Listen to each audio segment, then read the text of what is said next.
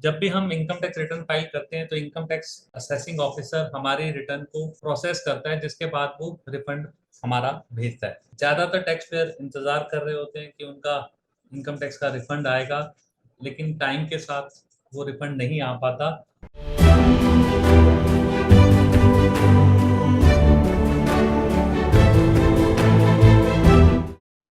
Hello friends, मैंने income tax की return file कर दी, लेकिन मेरा रिफंड अभी तक नहीं आया या प्रोसेस नहीं हुआ या किसी रीजन से रिजेक्ट हो गया। मुझे उसको रीअप्लाई करना है, कैसे करेंगे आइए वो जानते हैं।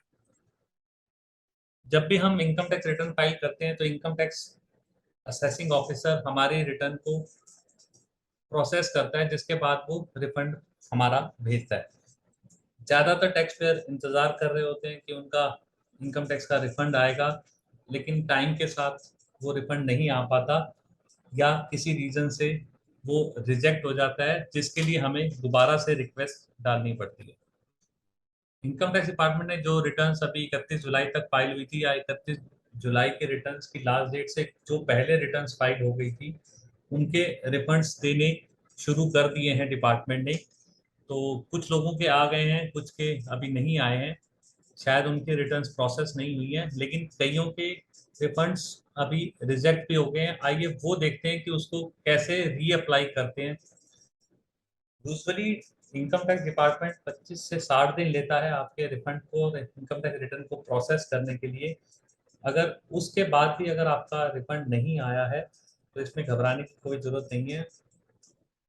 अगर आप चाहते हैं कि आप इस रिफंड की रिक्वेस्ट को रीप्रोसेसिंग के साथ डालें, तो इनकम टैक्स डिपार्टमेंट की साइट पर आपको जाना पड़ेगा। पर उसको डालने से पहले आपको ये जरूर चेक कर लेना है कि आपने जो बैंक अकाउंट डिटेल्स उसमें डाली थी वो वैलिड है या नहीं। अगर सब कुछ ठीक है, आपने रीचेक कर लिया है, तो आप उसे ई फाइलिंग पोर्टल पर जाकर री इशू ऑफ रिफंड रिक्वेस्ट डाल सकते हैं। इस रिक्वेस्ट को डालने से पहले ये जरूर एक बार चेक कर लें जो हम आपको बताना चाह रहे हैं। अगर आप री इशू ऑफ रिफंड डालना चाहते हैं तो पहले ये चेक कर लें कि आपका जो रिफंड है वो रिजेक्टेड दिखा रहा है इन एनएसडीएल की वेबसाइट पर।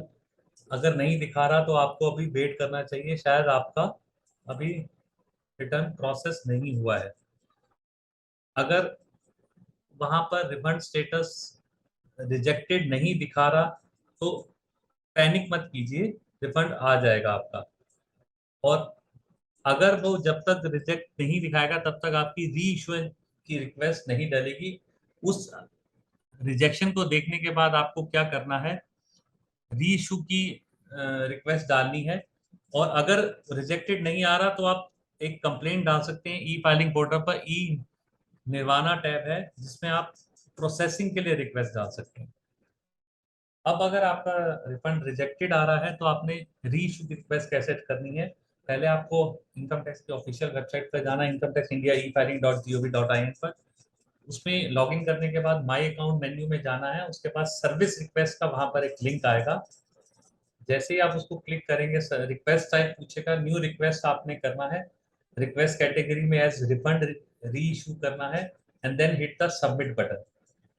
जैसे ही आप सबमिट करेंगे एक पेज डिस्प्ले हो जाएगा जिस पर पैन, रिटर्न टाइप और assessment year, acknowledgement number, communication reference number, reason for reaction of refund and response आपको दिखाई दे रहा होगा। आपको उसको चेक करके सेलेक्ट कर लेना है।